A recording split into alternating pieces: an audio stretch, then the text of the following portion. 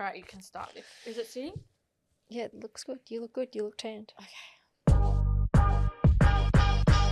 Welcome to Curious Conversations with Tully and Sarah. We sit down and chat with business owners, entrepreneurs, and some of the best conversation starters. This is a podcast about real life lessons and people doing cool shit. We didn't plan this. We didn't plan the outfit. No, we didn't. This is like a new top of Tully Lou.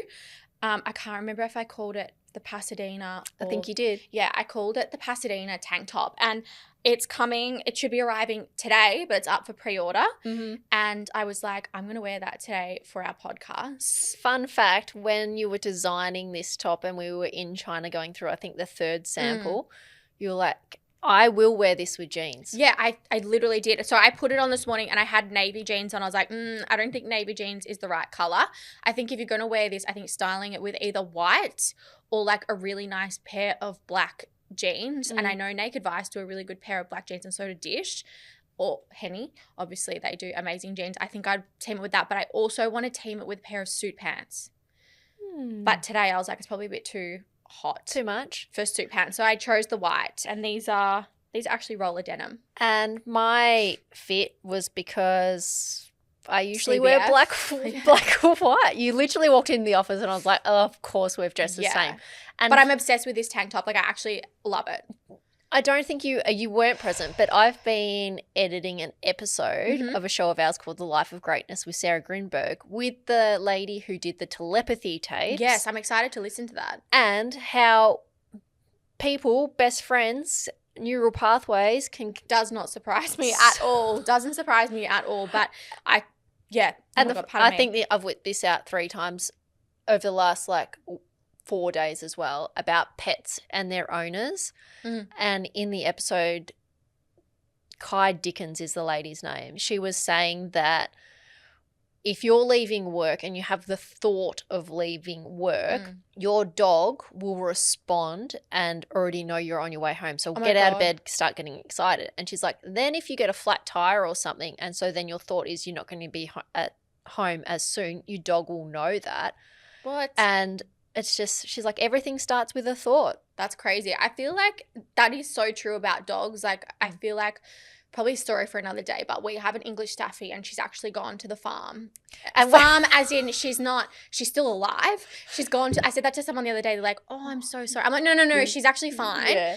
Yeah. So we have an English Staffy, her name's Sienna, and she is now at the farm being my mum and dad's house because it's another story for another day, but she was just getting a little bit, we live in an apartment and I don't think it's very healthy to have a dog in an apartment, and so she's living on a property, living her best life. But that's so funny you say that because I feel like every morning when Damien, even when he was hadn't even packed his stuff to go to work or not, she would just know that he was going to work, or I could tell she'd be sitting in the bed and Damien hasn't come through the door. I haven't heard the lift or anything. And she gets up and goes to the door. And I'm like, oh my God, I think Damien's home soon. And then literally 3 minutes later, he'll walk through the door. So that's actually true. That's insane. 100%. Yeah. And I was telling that to someone who's a dog owner over the weekend. That's so true. And they were saying their dog, one of our best friends. I was telling her this story Friday. And talking about her dog Rudy, and she's like, that's so interesting. Makes sense. The days that he knows that I'm just going to the gym and not going for a walk, he won't even get out of bed because her thought is like, I'm going to the gym now. Wow. But then she's like, the days that I'm like, I'm going to take Rudy for a walk, in her head, he knows. That's so he comes insane. downstairs with her. Yeah, that's insane. I feel like, and maybe this Roller does it too actually, Damien will be going to the gym and she'll be like, okay, bye, daddy. And he's like, how does she know that I'm going to the gym or going to work? And I think it's when he puts his shoes on. Maybe that's why. I don't know. But she just knows. And she's like, bye, daddy, work. Well, I said to Rosa, I was like, as if Rudy doesn't know when you're going away. And she's like, he does. Know. Yeah. Sienna knew that too. It's a thought, 100%. And it's a thought. Being weird. It's a thought with humans. Like, we all have this superpower. Yeah. But this episode with Sarah, I believe, is out this week, and it is so interesting. And if you haven't listened to the telepathy tapes, it is absolutely wild. I haven't listened to it. I need to listen to it. And these kids who are non-speakers have the ability to converse with each other. They don't even have to be in the same room, but they don't even have to be in the same country, because they have a place where they go to that's called the Hill, and they all meet there, and it's a real place because they can type out things that their friends in Finland have been discussing with them, and same thing. That is so weird. There's more to this than this human experience. Crazy. Yeah, that's really crazy. Speaking of human experience, I just want to say thank you to everyone who has messaged or phoned us in the last couple of weeks. Yeah, you guys are amazing. That was like not an easy episode to record. And yeah, it blew my mind how many people like reached out.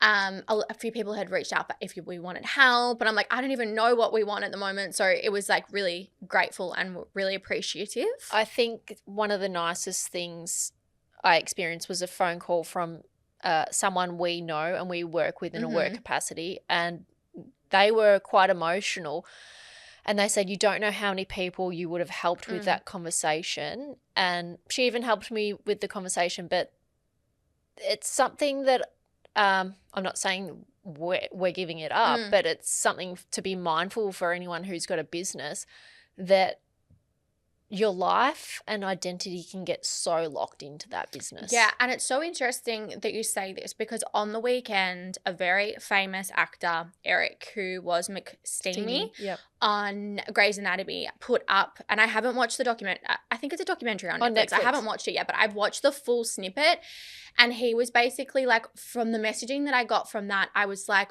whoa, it's so true. It's like, you're like, yes, you can have something that you enjoy. Like, he obviously found his passion in acting and stuff, but he was kind of also saying that that's not who you are and not your identity. Like, yes, find something that you love doing, but that is not like your whole life. And like, and I was like, oh, that was what I got. Obviously, I got a lot out of that. Like, you know, live your life, have a really good people around you, be more present. But that was one thing that I was like, oh, whoa, that's like such a good message to, if you haven't watched that, watch the whole thing. I was bawling my eyes out. It was so emotional and so beautiful at the same time. I think we all get caught up in work, and do you know what it goes back to? I did a story the other day on the Mexican fishermen, where it's like, are we chasing something we already have? Like, we're striving to work harder, to do all these things, to have more free time and spend it with our family. But do we not have that already? Yeah, it's so interesting. But that was so emotional. I was like, wow. So I wanted to say thank you. Yeah, thank you. I want to say I love you. Love you. And love you guys, because honestly, like, if it wasn't for all of you, obviously we wouldn't have had a brand. And if it wasn't for all of you, you've definitely helped us sit back and be like, what's important? What do we want to do? And what can we give back to you guys? So yeah, thank you. And I think one of the things I've taken out of it, and out of several of the comments, and something we've got a lot over the last 10 years, is commentary on our friendship. So I hope it gives you peace in your heart, knowing that, because one of your comments about you didn't want work to ever affect our friendship. Yeah. And I think it's really nice how people observe our friendship. Yeah, it was it was nice. And like I said, we didn't do that video to like make you guys like feel sorry for us or anything like that. It's just, we were like, and what I said in another video after, it's like, when I first started Telly Lou, I always built it on being honest, being vulnerable, and being real. And I was like, if we're not showing up and telling you guys how we currently are in this situation, it's not us showing up and being real and authentic, which is moving away from why the brand was started. And I don't think that's like a good way to run a business or to be. So yeah, thank you.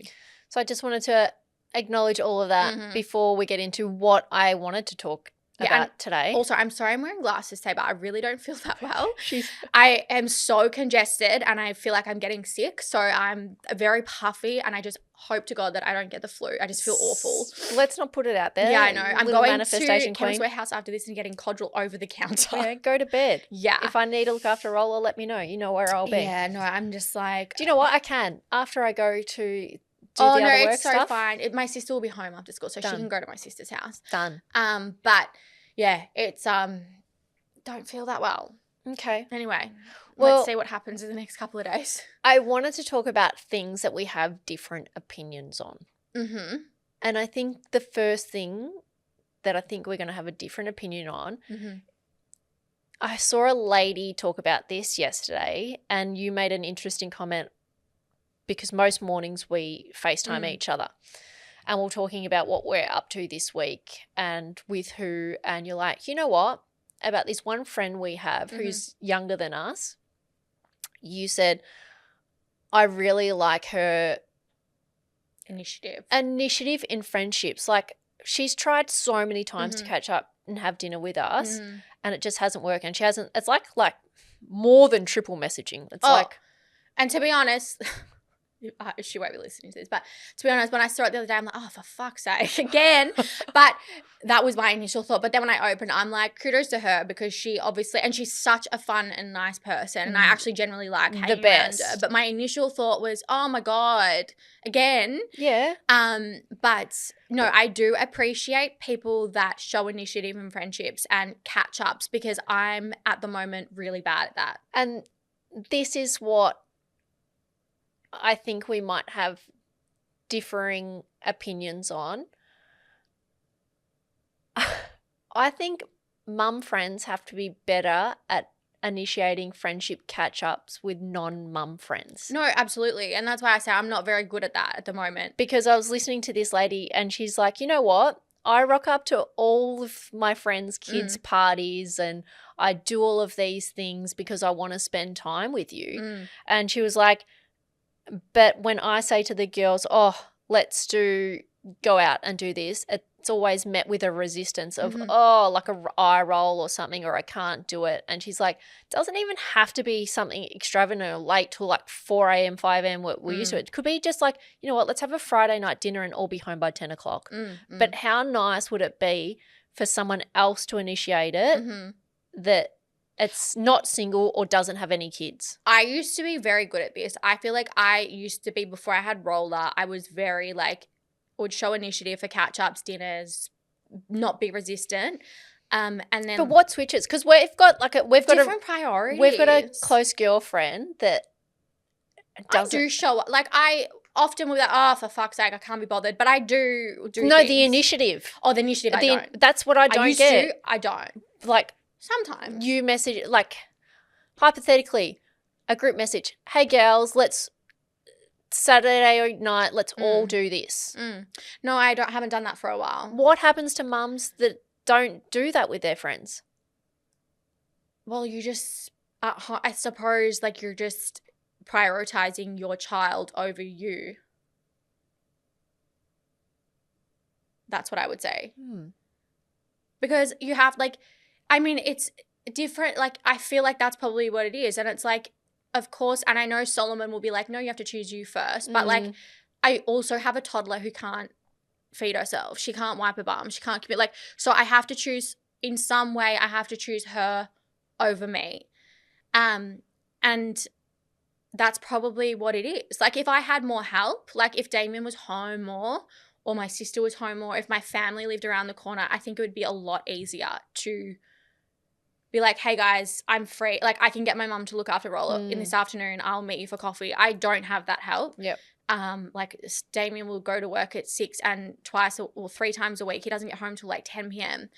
My sister has her own kids, has to work, does school pickup. So they're my 2 people that I can generally ask for help. My parents live in the country, an hour away. They can't just come, or I can't just drop her off. Same with Damien's parents. They live half an hour away. They also work. So for me, if I had more help, It'd be easier. Oh, it's really hard. And that's the thing. I was going to say, not all our girlfriends with kids are like that. No. We've got some of the best girlfriends who are the initiators. Yeah. I just feel like the season, I was talking about this to a friend the other day, it's just this, I think there's seasons when you're a parent. And for me, I'm in that season where it's just hard.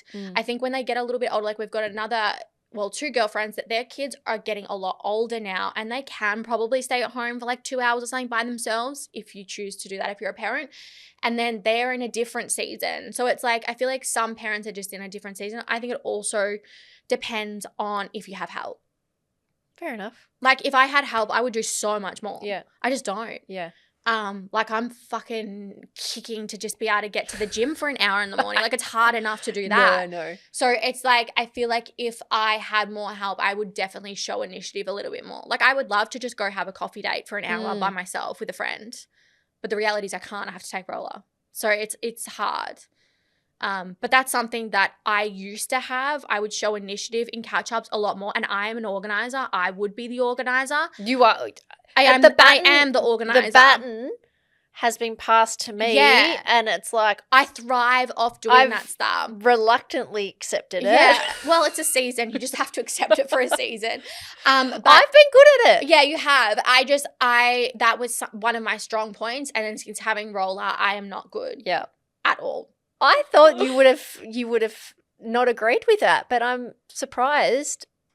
No, I 100%. Yeah. Like I said, it's different. Like we've got another girlfriend, all her kids bloody do sport every day of the bloody week. Yeah. So it's hard for her. So it's like, I feel like it's just like a season. And if you had more help, it'd be so much easier. Mm-hmm. Like I'd love to have my whole family in one block, but it's just not reality. I know another one that we disagree on. Why you think? You tell me that I have to – looks aren't as important as personality. Yes. I still disagree on – I still don't agree with you. No, but do you know what? You have to be attracted to the person. I do agree. You have to be attracted to the person, but I feel like energy and someone's personality can be attractive. Oh, 100%.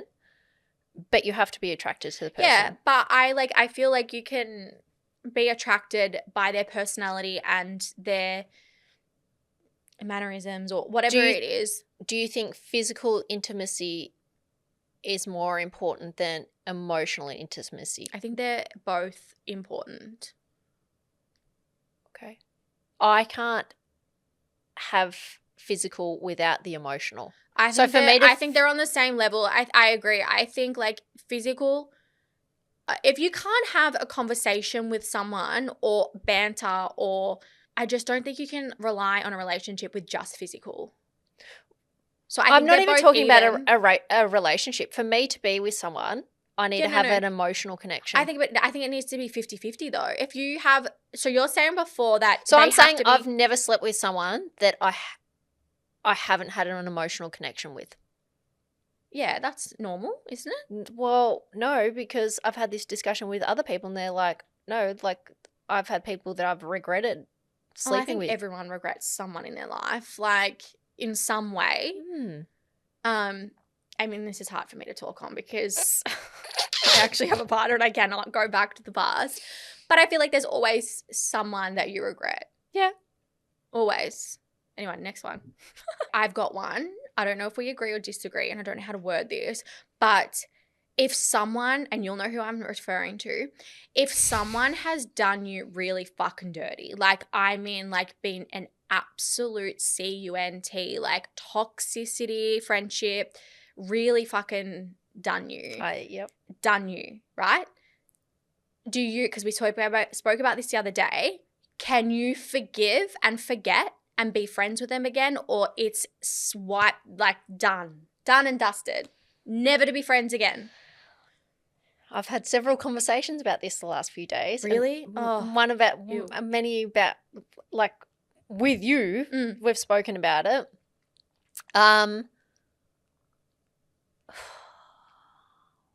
You know my stance on this. I don't know what yours is. We're in different timelines, right? Like previous me would have given a person several chances. New me with new friendships that allow new neural pathways to form and are like, why would you let people back in that have hurt you? Yep. So you're a no. You would never forgive. Like, and I mean, there's some friendships that I've definitely like really fucking upset me. And like, I'm like, you know what? They apologized and let's move on. But there's some things that I just cannot go past. Do you know what? And this goes back to friendship breakups. One of our best episodes. Previous me didn't like change. If I could just keep all my friends exactly where they are and things like that, and our friendships exactly the same, like I love my friendships. And when I let someone in, I don't let many people in, but when I let them in, you're in, like you are my family. And so previous me would have held on to really strong memories of friendships coming and going. But as I get older, and it's funny when you hear things and they actually sink in. Like I've heard the words a season, a reason, a lifetime so much. And I think I'm getting to the stage in my life where it's like not easier to let go of friendships, but I don't try and fix them or strangle them. Yeah. So for this, like previous me, I would have 100% looked at friendships and been like, I want this friendship. And now I'm like, you know what?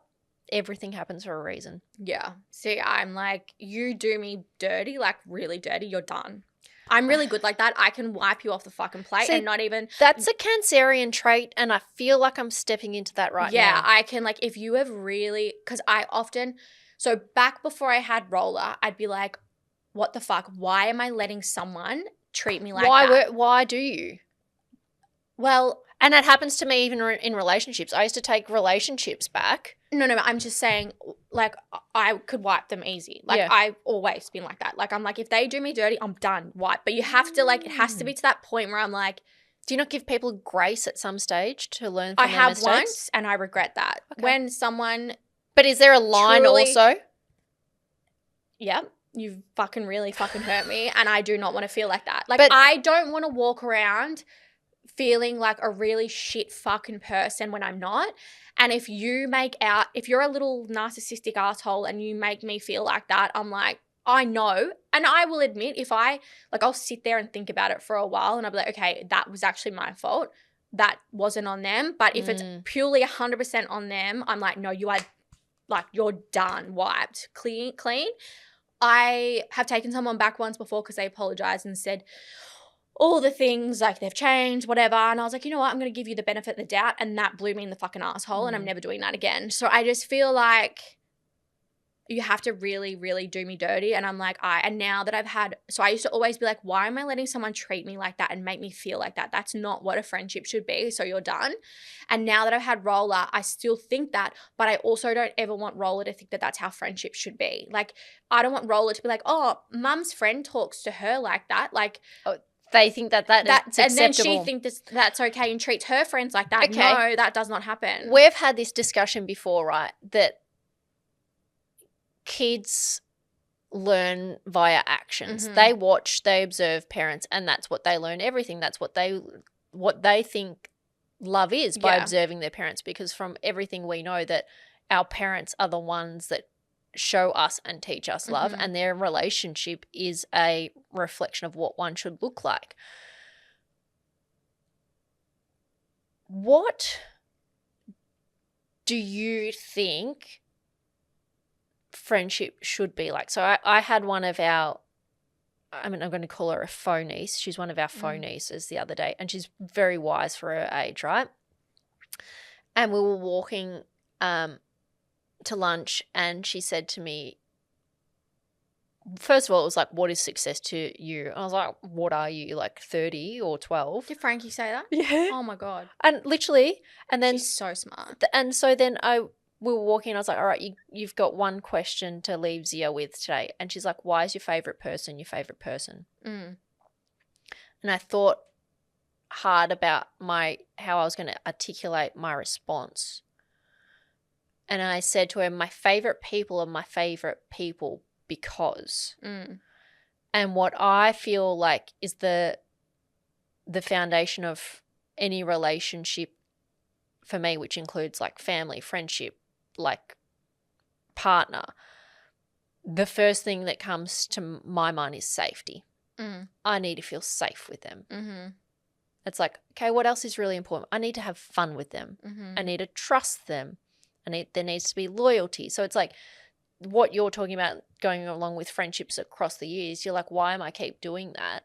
Is it at the first sign of whatever? I don't know. Friendship's different for everyone else because, like exactly what we were just saying, Roller's going to think what friendship is from you and how you interact with your friends. So it's like, have you ever reflected on what is important in a friendship to you? Yeah. And so then as soon as someone crosses that line, it's like, nah, done. Yeah. Yeah. So that's friendship and toxicity. Do you take them back or do you not take them back? Well, I used to probably think I could fix them. No. Some people you just cannot fix. They have to fix themselves. So that's that. You need to go get Codral. Yeah, I really need to get Codral. I just really, really cannot be sick this week, but that's okay. Ugh. You'll be right. I love you. Love you. I just feel like my head's going to explode. And have a great week. Thanks. Bye. Bye.